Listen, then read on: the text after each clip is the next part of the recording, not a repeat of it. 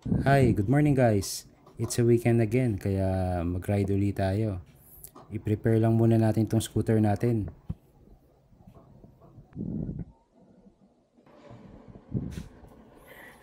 Sa scooters natin, naglalagay tayo ng anti-cut plastic spikes para di makalmot yung seat natin.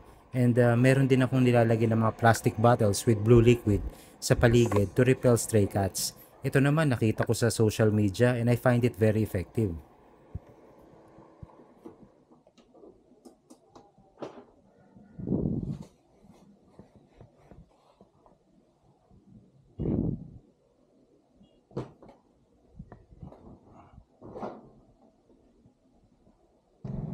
Pagas muna tayo.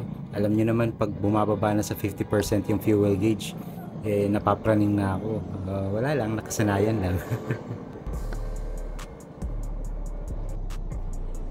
Good morning mga daddies. Ride safe sa inyo. Ganyan ako dati nung may nagbabike pa ako. Talagang napakasipag ko tuwing umaga. 6 o'clock pa lang lumalabas na ako ng bahay by 9 nakabalik na ako. Pero eventually, tinamad na ako hanggang nag-shift na ako sa pagmumotor. Dahil yung dati kong office mate, nagyayaya bumili ng Honda Rebel.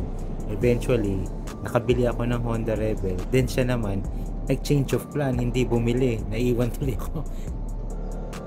The past weeks, medyo maulan. Buti na lang our weather is getting better. Ang hirap kasi mag-drive pag basa ang kalsada eh. Speaking of which, last week, may nakita akong feed sa FB ko na may na-aksidente na rider sa sumulong highway. Parang naka-sports bike yata yun. Unfortunately, hindi naka-survive yung rider. Kaya yung mga ganyan, nakakalungkot lang. Kasi talagang pag madulas ang kalsada, ang taas ng risk talaga ng accident.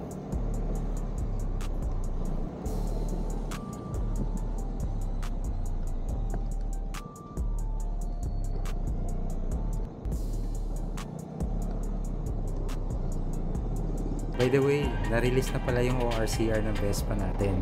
Parang it took them 3 weeks to release. Kaya lang, yung certificate of registration, printed lang sa isang bond paper. Ang sabi, naubusan daw yung LTO na security paper. Sana ma-expedite yung pag-release ng plate number and syempre yung CR na printed na sa security paper. Kasi dagdag alalahanin pa ito sa akin. Bakit kaya ganun yung LTO, no?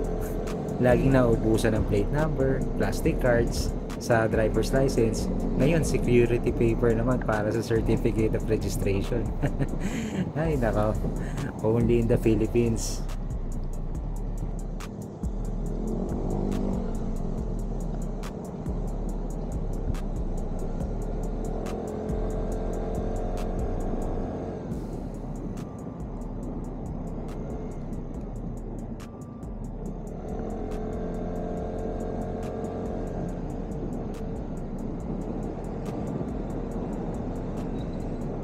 As a rider, dapat familiar ka sa kalsada.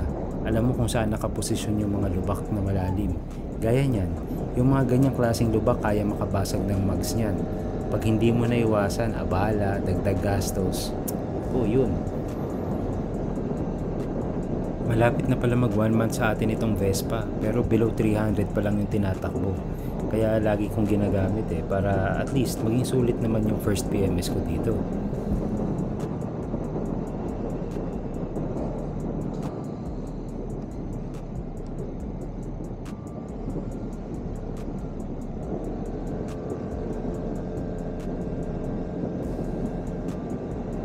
Dito ko na pala tatapusin yung video.